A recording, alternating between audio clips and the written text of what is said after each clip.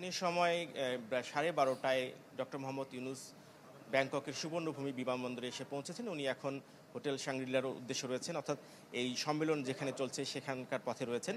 আমরা জানতে পেরেছি যে উনি 12:30টায় রওনা হওয়ার পর কিছুক্ষণ পর যখন পৌঁছাবেন তখন তিনি বিকাল 3টায় স্থানীয় একটি আইকনসিয়াম সেন্টারে young gen forum where the future meet শীর্ষক একটি সম্মেলনে উনি বক্তব্য রাখবেন তরুণ উদ্যোক্তা এবং তরুণদের উদ্দেশ্যে।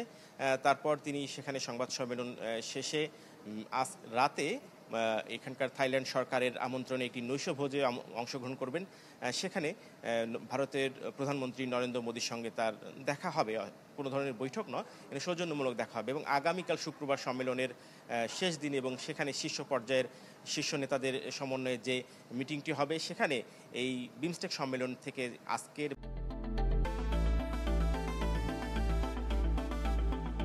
এবং গতকালকের যে খসড়াগুলো অনুমোদন হয়েছে সেসব নিয়ে আলোচনা হবে। তার মধ্যে যদি সবচেয়ে উল্লেখযোগ্য বিষয় হচ্ছে ফ্রি ট্রেড এগ্রিমেন্ট বিষয়ে আমাদের যে প্রস্তাবনা সেটি খসড়া প্রস্তুত হয়ে আছে সেটি নিয়ে আলোচনা হবে। এছাড়া আজকে মন্ত্রী পর্যায়ের যে বৈঠকে পররাষ্ট্র উপদেষ্টা তৌহিদ হোসেন উপস্থাপন করেছেন মিয়ানমার থেকে যে প্রায় 12 লাখ বাস্তুচ্যুত রোহিঙ্গা বাংলাদেশে অবস্থান করেছেন তাদের ফেরানোর বিষয়ে তিনি উপস্থাপন করেছেন। এছাড়া সমুদ্র সীমা সংক্রান্ত অর্থাৎ সমুদ্র পরিবহন সংক্রান্ত যে চুক্তিটি স্বাক্ষর হয়েছে এর আলোকে এই বিমস্টেক অঞ্চলের আর্থসামাজিক উন্নয়ন এবং বাণিজ্যিক অগ্রগতির জন্য তারা আগামীকাল নতুন করে সিদ্ধান্ত নেবেন। এই সম্মেলন থেকে যা প্রাপ্তি আগামীকাল শীর্ষ সম্মেলনের শেষ দিন পর্যন্ত আমাদের অপেক্ষা করতে হবে। কেননা এই ছিল ব্যাংককে থাইল্যান্ড থেকে বিমস্টেক সম্মেলনের দ্বিতীয় দিনের খবর।